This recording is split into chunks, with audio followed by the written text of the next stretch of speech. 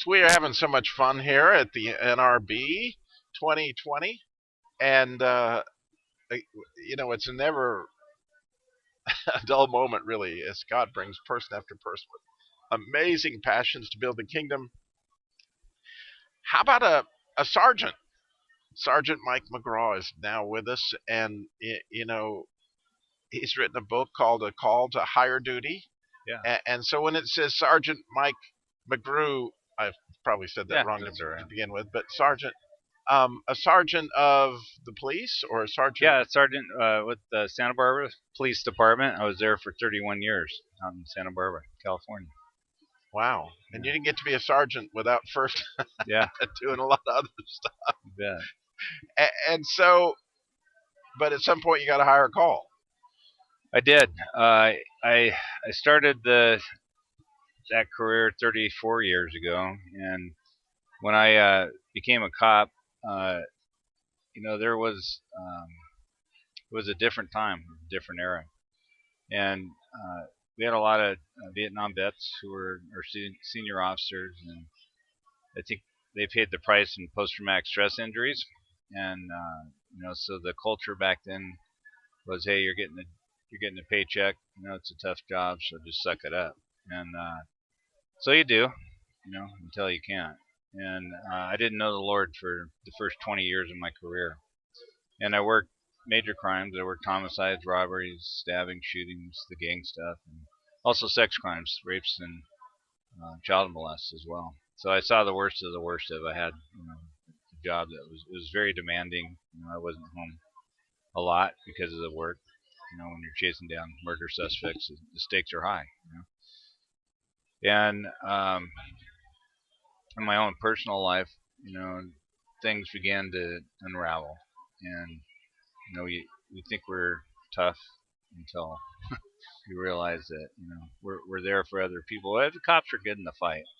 We're there to serve, and they do a great job. But it's when the job stops. At the end of the day, what happens, and I think that's where the attack is on first responders. Um, my youngest son was 12 years old. He was diagnosed with bone cancer, and he lost Oh, his wow. he lost his left leg, and we spent about 200 days a year in the hospital doing chemo treatments, and my world was turned upside down then, because here I was, somebody who was always in charge, handling the problems for other people, and now I was facing something that I had no control over. But at the same time, my older son became involved in drugs and developed a very bad drug addiction. And so I was fighting a fight on several fronts. Around the same time as all this, I lost a second marriage, and so I was in a pretty dark place. And I met my current wife, and she saw where I was. She saw that I was in a dark place, but she loves the Lord, and her first date, she took me to a Chris Tomlin concert. And, yeah, and I had no idea what I was getting into. So I walked into this place at the Santa Barbara County Bowl. There's 5,000 people there. It's a beautiful place. And Chris Tomlin was playing, and then Louis Giglio came out. He was the pastor touring with him, and he gave a message that just hit me right between the eyes. I was hit so hard by that, and he went down the list of, is there anybody out there in the audience who has, and then bam, it was, in a hopeless place, in a dark place, feel like everything's out of control. And he went down, and I checked every box that he was talking about in my own life. And that struck me so hard that I hung on to that for a night. And the next day, I reached out to my cousin, he's also a police officer, but he was raised as a Christian. Their family raised him as a Christian, so he knew God, and he had been praying for me for a lot of years. So he saw me going through all these struggles and the things happening in my life. And his name's Dan. I said, Dan, could you tell me about Jesus? And he just smiled and said, yeah, I've been waiting for this day. I've been praying for this. And it was that day that I gave my life to Christ. I accepted Jesus as my Lord and Savior, you know, the mustard seed was planted, and it started with it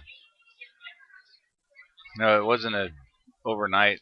Everything got better, but I started praying, and I prayed a lot about more faith. I just wanted to have more faith, and God did that. It's a gift from the Lord, and He just poured that out on me. And I couldn't get enough. Then all of a sudden, I couldn't get enough of the Word. I couldn't get enough of being around fellowship and home groups, and just my heart was just set on fire for the Lord. And my first prayers were a little selfish. They were, hey God, can you get me out of this? Can you get me out of that? And He did. But I quickly learned that it wasn't about me. It was about serving Him. And then that's when the blessings really started to happen. When I was in that place of service and just wanting to serve Him. So my job changed then, because no longer was I a cop answering a 911 call. I was somebody that I knew God was putting me in these other people's lives in a traumatic, probably the worst thing that ever happened to them. And I was there to bring His presence, and His comfort. And when I looked at it that way, it was just, it was really amazing. And because of my own testimony and my own experiences, I I was able to relate to people, but also testify about God's strength in my own life. My youngest son fought the cancer for 6 years, and uh, it was a few years after I received the Lord. He was 18, and he ended up committing suicide. And that was probably the hardest hit I ever had. It's the hardest hit a parent can have, I think. And but God was right there for me. God. So can we talk about that a second? Sure. Since I actually have a little of that in my own history. Okay. That in itself is trauma as a parent, because you go to bed every night not knowing what might be coming tomorrow. Yeah. And like, God, what do I do? And so was there a threat of suicide prior to the actual suicide attempt? I think there was talk about it. We had him in a therapist. I mean, because of the cancer. Cancer kids are very special kids. They're very strong, but they've been through a lot. And there was some talk about it before, but it wasn't anything. It was more like I don't feel like being here or something like that. But about 2 weeks before it happened, I know I can look back there and see that he was getting everything prepared. Started cleaning his room up, and he started doing a bunch of things. And the last night, I saw him. I was at the hospital. We were at a meeting at the hospital, and he wanted to go talk to the pediatric nurses. They became a big part of our family, So he was saying goodbye to everybody. So I can see, if I look back on it, yeah, there were signs. Right in the middle of it, it took me off guard. I didn't know what happened.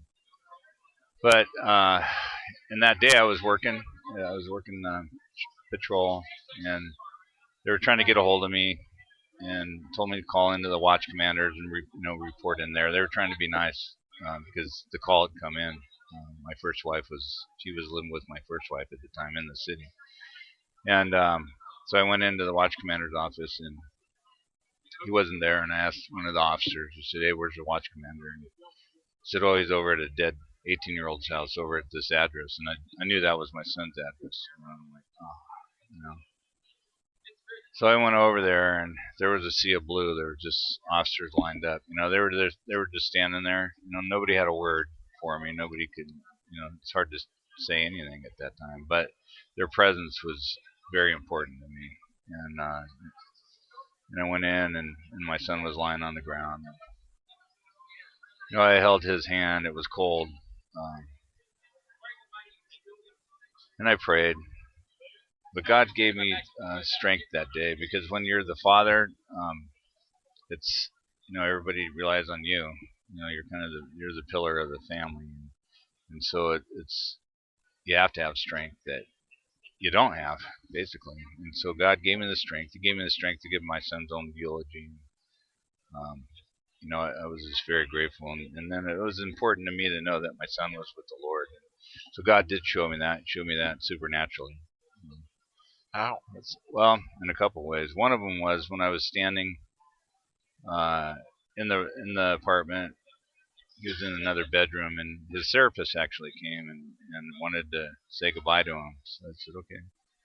So she walked in, the door was closed. A little while later, she walks out, and she was just white as a ghost. She was just white, really pale, and she was shaking, trembling. And she just grabbed a hold of me, and she said, Mike, your son's with God, your son's with God. And I said, well, okay, thanks. I didn't know what to say. Well, 3 days later, um, she reached out to me, and she was not a believer. She didn't go to church, nothing. And she says, I have to tell you what happened. I have to tell you what happened in that room. She said that when she sat down with TT, that's what we called him, she was holding his hand with her left hand, and she said something grabbed my right hand and then made the sign of the cross. And it wasn't her. She said it was something that grabbed me and just moved my hand on the sign of the cross. And so, you know, I saw the reaction when that day. She couldn't even speak about what had happened to her. So God's miracles are like really, they're they're very personal, but they have His signature all over them. And there was a couple other things that happened, and it was just confirmation. I knew that my son was with the Lord, so that was important to know that I'll see him again. So, what inspired you to write the book? Well, I gave my testimony at a prayer breakfast in Santa Barbara, and there was a group of people that said you need to write a book, and share your testimony in a bigger way. And at the time, I said, no, I don't think I need to write a book, but I prayed about it, and the Lord led me to do this, and so it's very prayerful. Uh, the book talks a lot about, you know, my life as a cop, also as a parent, dealing with drug addiction in the family. And So, how about that so, child? what's that? Your son that was struggling with drugs. How is he doing? He's sober today, but that's another journey. For me, that was another. You say there's a lot of lessons that we learn, and for him to be involved in drugs, first off, it was horrible because here I was, a cop chasing down drug dealers, and I couldn't see it happening in my own home, for like a year or something, and then there was a process. There's families that have addiction. There's a thing called codependency, and I was the parent, and I was supposed to fix this, and I was gonna, get him into rehab. I'm gonna do this. I'm gonna do that. I'm gonna pay for this, and run around cleaning up his messes, and because we're parents, we love our child that much. Um, it just that's what feels like the right thing to do. But it wasn't until after my other son died that I was in a place where my son was he was living on the streets, and he was not in a good place. And so I was riding my motorcycle. I was a police motor at the time. Santa Barbara has beautiful sunsets, so I pulled over at this one place and just watched the sunset. But I was praying, and uh, I had to come to this place where I had to give my son up to the Lord. And I told God, I said, I know what it's like to lose a son, but I'm going to trust you with my other son now. And I release him to you, God, because I know that you love him more than I do. And that was really one of the hardest things I've ever done. But there was a release that happened at that time. And it wasn't, it's not that I didn't love my son. I even loved him even more. So about 3 days later, I saw him on the streets. I was on my motor and saw him, and I pulled over, and he was sitting on a curb. And he said, "Dad, can you take me home? Can you feed me?" And I told him, "No, if I do that, then you're not going to do what you need to do, to get better here. And I can't stand in the way of what God's doing here." So So it gave me the strength to say that. God gave me the strength to say that. And I drove off. Very hard thing to do. But 3 days later, my son got himself into a rehab, and up until that point, it was always me, taking him to a rehab and getting him in and trying to fix things. But there was a shift that happened, and once I was away from that situation, and just trusted God with him, a lot of peace came to me, and a lot of strength, and then things got better for him. So today he's sober, and he's doing good. Well, we But can, as listeners, and I know myself, need what's his name so we can pray for him. yeah, his name's Matt. So Matt McGrew. Yep.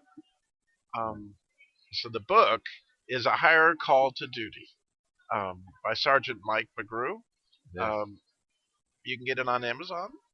You can get it on Amazon. Yes. And what we would say is, for all young authors, it would just be delightful for you not only to go get the book, read the book, share it with somebody maybe that's lost a child.